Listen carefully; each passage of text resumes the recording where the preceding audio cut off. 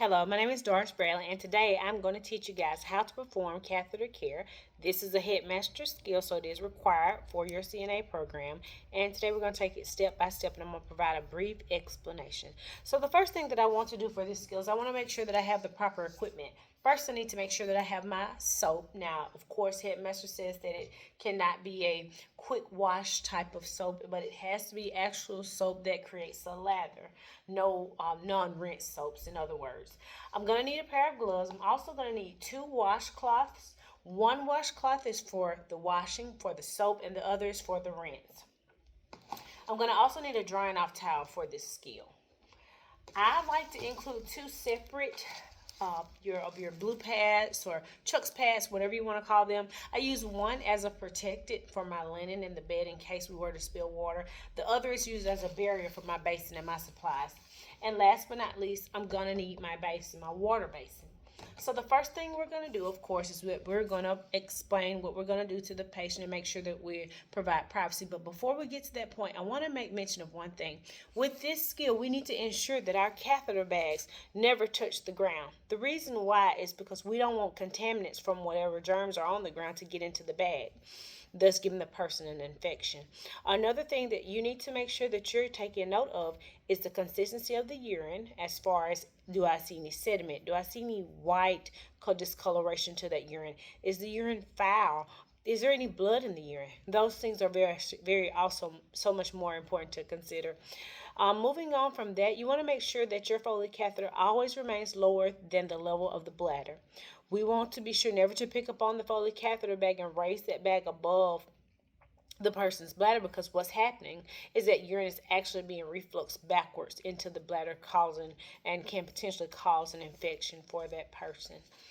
Another thing I like to say is use your bed frame. Use your bed frame as a way to hang your bag. Of course, at the end of every Foley catheter bag, there should be clamps on the back of it to help you secure it to that bed frame there. But always, that catheter bag should be in the dependent position. Moving forward towards our skills now. I have my pair of gloves, and I'm going to go ahead. I'm going to proceed just as though this were a real person. So I'm going to... Hello, Miss Jones, how are you? My name is Doris. I'm going to be your CNA today, and I'm going to assist you with catheter care if that's okay. And it's okay. I'm going to provide privacy. And I'm going to go ahead and I'm going to sanitize my hands so that I can put my gloves on and get started. Are you feeling okay today? Wonderful. So I sanitize my hand, and of course you guys see that one of your skills, the very first skill, talks about sanitizing and ensuring that that sanitizer is completely absorbed in your hands. That is very important. When you're placing your gloves on, please be careful the way that you're doing that, because you want to make it seem like you're going to be very professional, and of course we're abiding by all infection control policies and procedures. So again, I assist in putting on these gloves. Okay. Now, at this point, I can go ahead and set up my barrier. So my barrier, again, is there, used there to just protect the table surface. Okay. And I'm going to go ahead and just put my supplies on top of it, because I want my tabletop to remain as clean as possible. I'm going to place my towels and all that. Now I'm going to go ahead and proceed to get water in my basin. Okay. I'm going to turn slightly.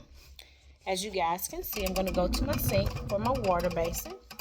I'm going to go and I'm going to get water. If you notice that your skill says you need to get warm water, in some basins, it doesn't list a measurement as far as the numbers being in the inside of your basin.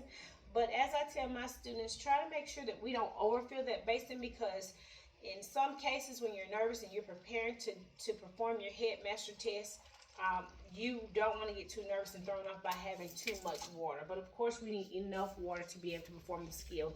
Generally speaking, within your basin, if it is numbered, I always fill mine to the field line of number 2. Number 3 is halfway, but again, I never want to put too much into the basin, because then it gets unsteady, and if I start to shake and get nervous, then that becomes a problem. So I'm going to go ahead and sit my water onto my tabletop, and I'm going to readjust this camera for just a second so that you guys can join me again. Okay, so at this point I can go ahead and I can take my blue pad. I'm going to raise the bed to an appropriate height, and I'm going to continue to talk to my resident, because I want them to feel safe enough to allow me to perform this type of care on them, because this is a very sensitive procedure that we're getting ready to do. I'm going to lower the bed in as flat as I can. I'm going to go ahead and even lower my side rail. Next, I'm going to go ahead, I'm going to undress you for a second. If you notice in your skills book that it notes that we need to ensure that we are providing privacy, and we want to also make sure that we are in between the hips and the knees. But now, for the sake of what I'm getting ready to do, I just want to make sure that I'm providing as much privacy as I can for the person. So I'm going to take my blue pad and carefully unroll it, okay? You can unroll it. And in fact, now different people may roll their blue pads a little bit differently. It's up to you. But again, it just needs to look neat, and you need to look knowledgeable, as though you know what you're doing, you're confident in what you're doing. You can choose to lift the person's hip or the mannequin's hip or roll the mannequin. Now, me preferably, this is a heavier mannequin, so I'm probably just going to roll this mannequin over. I'm going to turn you over, okay? We're going to turn over.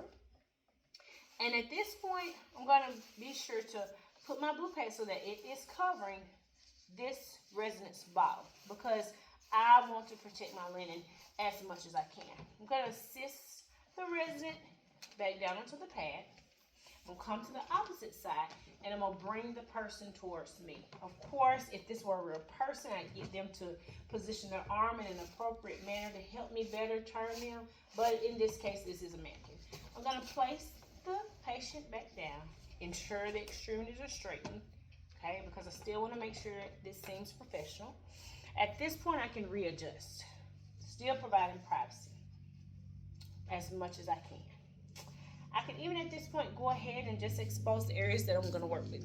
I'm going to bring my table around, and the first thing that I'm going to do is that I'm going to grab the first towel, and I'm going to apply soap, and I'm going to get ready to wash. Now, with that being said, there's a couple of questions always about how do I hold my towel. It doesn't matter. You develop your own process, but for the most part, I always hold it so that I'm using a separate side of the towel for each stroke. Headmaster says that you have to clean it at least twice. I'm trying to do it 3 times, but the choice is yours. I just want to make sure that I let the observer know that I'm a competent care provider. With that being said, choose to hold in the palm of my hand, and these sections here are sectioned out for me to wipe for each stroke, okay? So again, I take my non-dominant hand, I place it at the meatus, and I'm going to simply just wipe in a downward motion 3 to 4 inches down. I'm going to use a separate part of my towel. I'm going to wipe for the second time. Good, okay? I like to just wipe one more time, just one for the road. There, okay? At this point, I do not place this into the water. I need to place this towel to the side. I'm going to get my rinsing towel at this point, place it into the water, rinse it out. And you want to make sure that you've rinsed it out to the point in which you have no drippings, okay? And I'm going to do this towel the same exact way, okay? 3 to 4 inches down. That's 1, okay? You want to make sure you're not too rough, okay? Because we don't want it to tug out. We got 2. And then finally, we're going to turn over one more time, and we have 3. I'm going to put this to the side. Next, I'm going to dry. I'm going to pat dry. So that's 1, and I have to make sure I'm fully drying the full surfaces of this catheter, okay? This is 2. And 1 for the road. I'm going to be careful, open it up, and I'm going to do a 3rd time. Pat, pat, pat. Place it over here. I'm going to slide the table out of my way, remove my hand. I'm going to then begin to reposition the patient so that I can remove the pad. So, ma'am, we're going to just turn over to the side. I'm going to roll you over, but before I do that, I'm going to make sure you're not on your arm, okay? Simply, I'm going to roll this blue pad away from me, and yes, this is a little bit difficult because this is a mannequin. Roll you back down. Make sure I don't get any kinks within the line and providing privacy. And I can get it from here. Rolling the blue pad away, down and away from myself.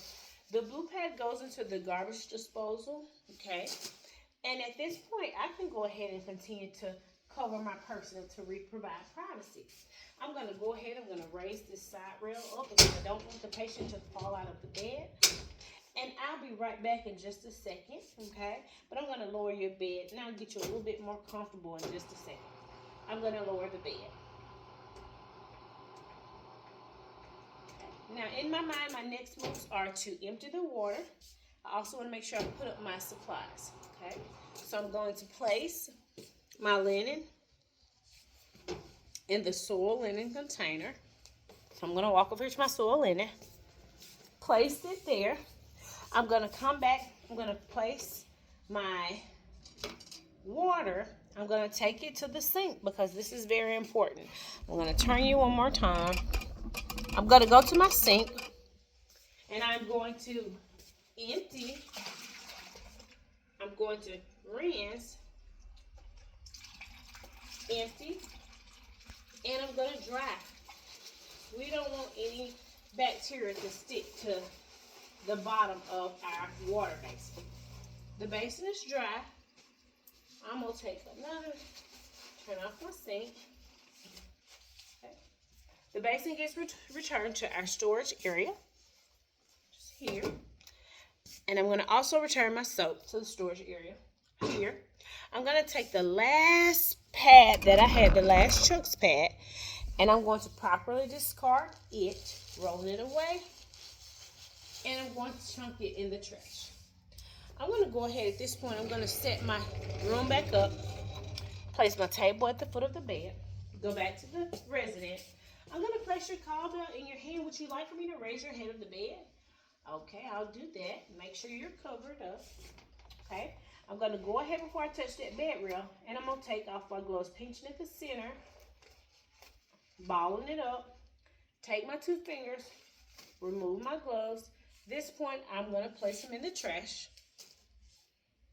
I'm going to go ahead at this point. She wants me to lift her head up a little more.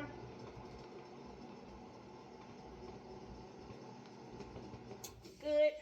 I'm going to now go to the part of the skill that requires me to wash my hands. For hand washing, the first thing I'm going to do is I'm going to go ahead and I'm going to adjust the water speed. Don't have the water up too high because we don't want splashes, right? We want it to be a clear stream.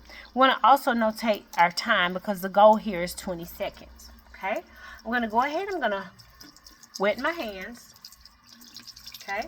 And then I'm going to get ready to apply soap. Holding your fingers down, apply soap because I need a good lather, okay? So I'm applying my soap. I'm scrubbing the palmar surfaces of my hand to get a good lather. I'm going to go ahead, I'm going to get the back of my hand, the back of this hand.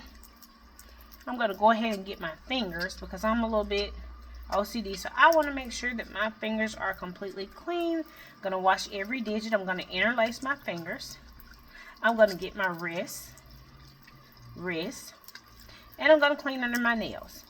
And all of this at the same time of ensuring that I'm at least washing my hands a duration of 20 seconds.